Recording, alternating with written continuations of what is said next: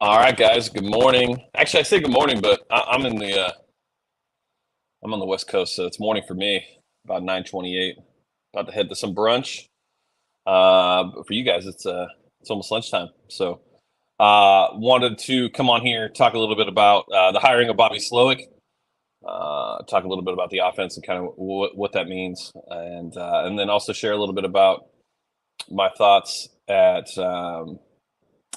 the Super Bowl. So. Um, Yeah, so obviously the news comes out this morning that the Texans have hired Bobby Slowik, the passing game coordinator for the San Francisco 49ers, as their new offensive coordinator. I think this is probably the most ideal scenario for the Texans. We've talked a lot about what what we were looking for in the offense, what we wanted to see, the names that we thought would be out there that would be best.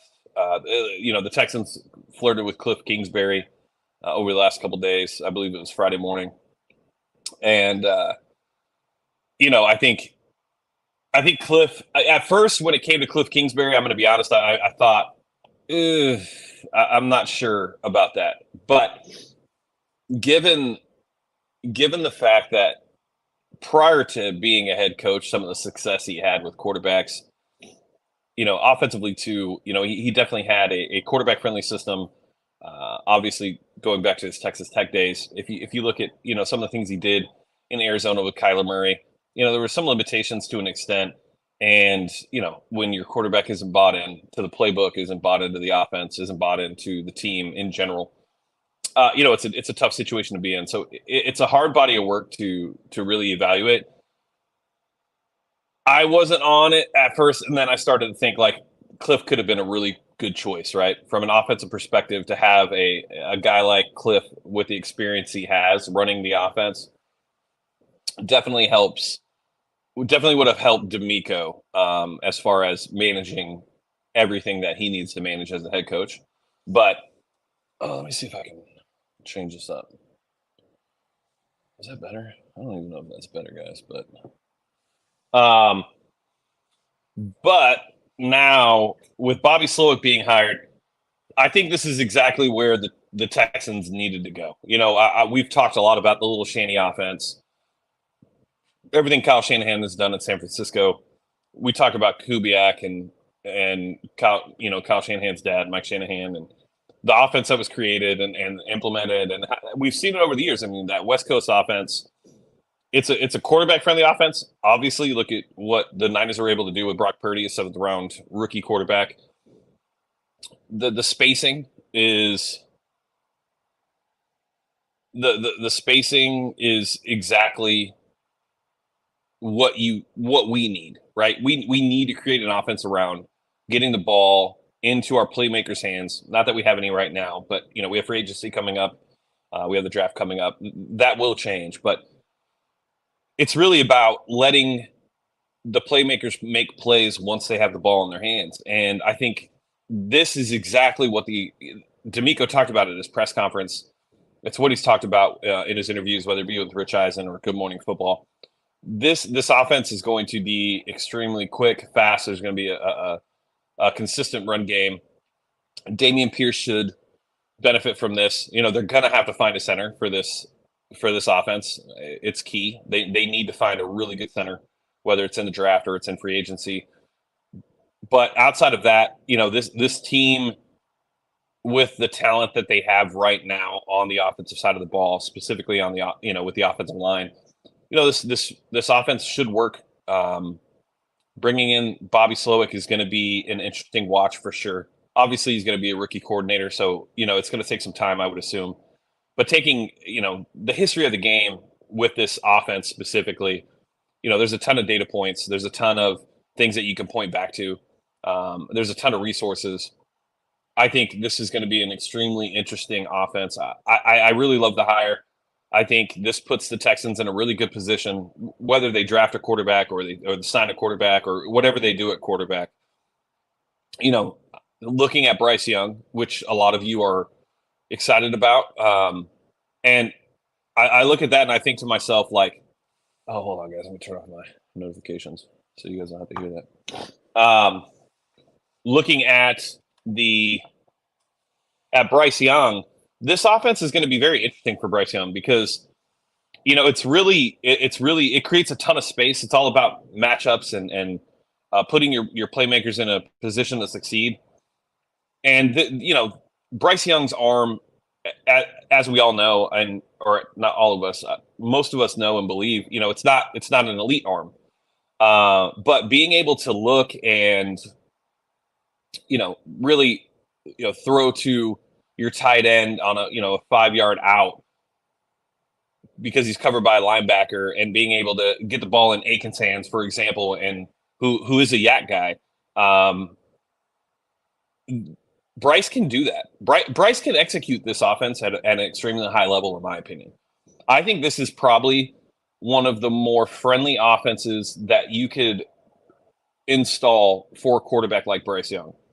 And, if Bryce does develop into what a lot of people think he's going to be, I think this is a really good stepping stone for Bryce Young in general as a rookie. This puts him in a position to succeed. That's obviously depending on if that's who they draft.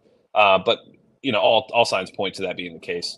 So I like this offense. I really do. I think this is an ideal offense for a rookie quarterback. I think this is an ideal offense for Bryce Young. And it's going to be really fun to watch. I think Dameon Pierce is going to benefit from this as well.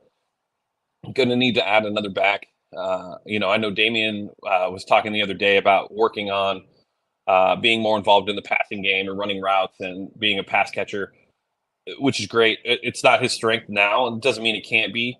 But you're going to need to add a third down back or a pass catching back to this offense. So, there's a lot of reasons to be optimistic about this.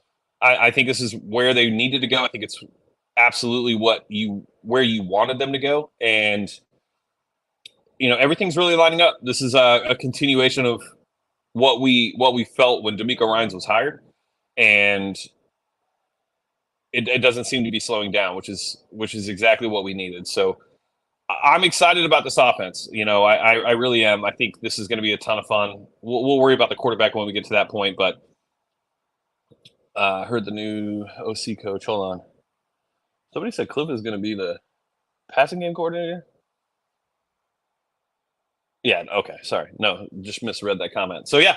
So Bobby Slowik hired as the Texans offensive coordinator. I love it. I think it's great. I think it's going to bring somebody that's familiar with DeMeco. Obviously, there's already a rapport there and a relationship between the two. And now this offense is going to be, it's going to be a very, very quarterback-friendly offense. And, we'll see if it works. But it's going to take some time. We lack playmakers across the board. Outside of Dameon Pierce, there's not really a playmaker.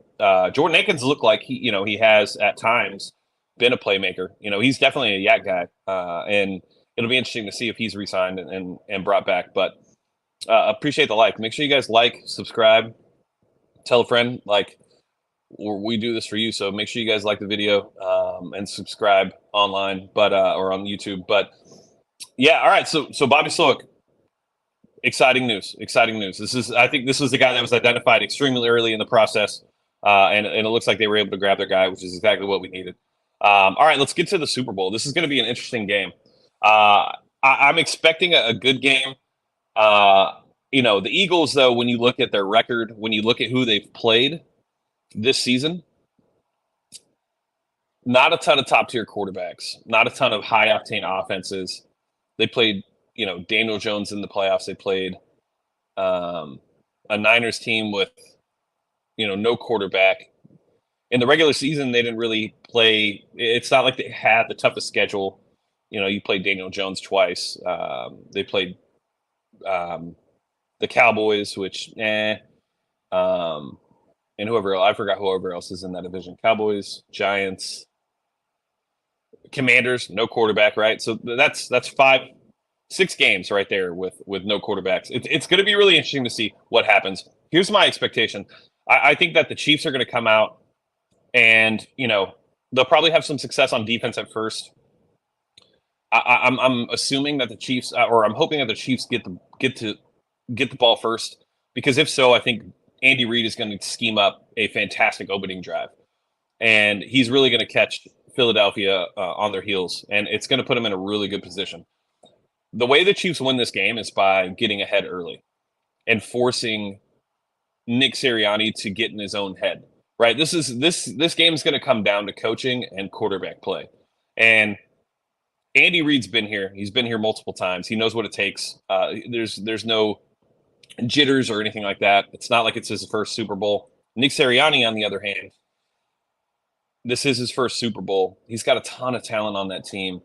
And it's going to be very interesting to see how he reacts. So I think Andy Reid is going to be one of the bigger difference makers in this. And then I think also Patrick Mahomes. I mean, the guy is just so talented. He's extremely good at what he does. He's a top quarterback in the league, will be for a long time. And watching him play is amazing. So I think that the Chiefs come out. I think they knock the Eagles in the mouth, hit the Eagles in the mouth a couple times. And I think when the Eagles are playing from behind, Sirianni's going to get in his own head. I think he's going to try to do things that, he's not comfortable doing or hasn't done a lot this season.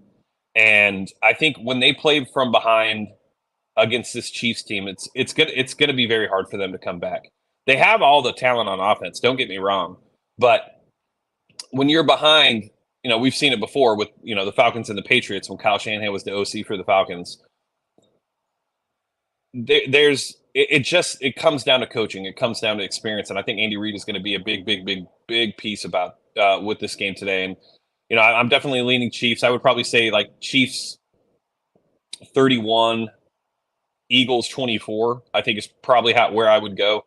I don't know how anybody could bet against Patrick Mahomes and Andy Reid. They've done it so many times. They're so talented. Even losing Tyreek Hill, that team is extremely good. I'd probably go with Travis Kelce as my MVP if it's not Patrick Mahomes. It should be a really good game. I'm hoping it's a really good game because, it's not like the NFC Championship game was a great game. The Bengals game was, it was okay, but we really haven't had like that staple game this year in the playoffs, and hopefully this is one of those games. So, we